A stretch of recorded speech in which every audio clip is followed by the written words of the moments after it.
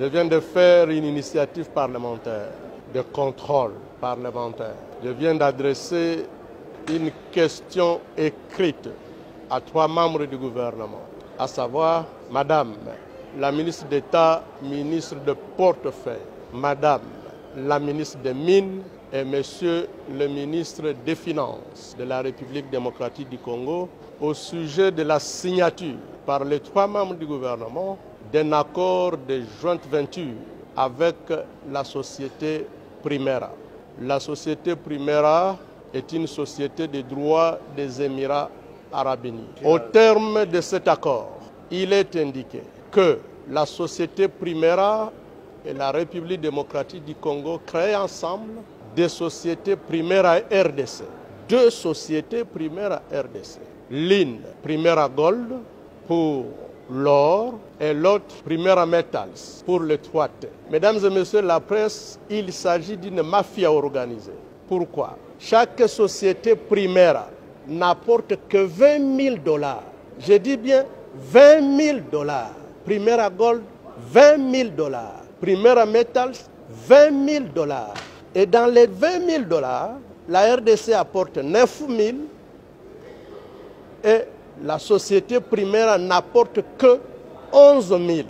Mais à cause des 11 000 $, les 3 membres du gouvernement accordent un monopole pendant 25 ans pour l'or, pour le coltan, pour la cassiterie, pour le cobalt, bref, 3T pendant 25 ans pour toutes les provinces du Nord Kivu, du Sud Kivu et du Maniema. Mesdames et messieurs, c'est inadmissible.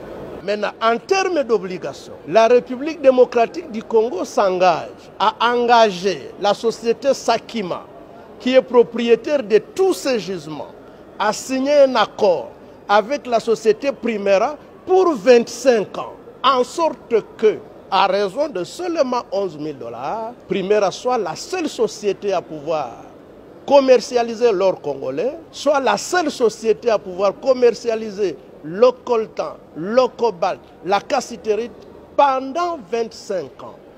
Et ce n'est pas fini.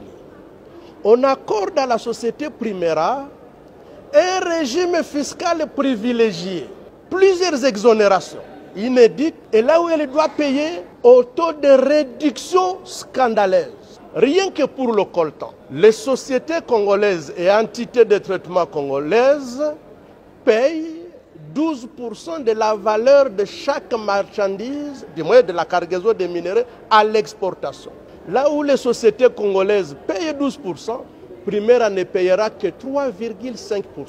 Nous avons calculé uniquement pour le coltan, le trésor congolais paye 80% de ses revenus. Au cours d'un mois, à voir le flux, nous perdrons 500 millions de $ chaque mois pour les 3 provinces et pendant 25 ans.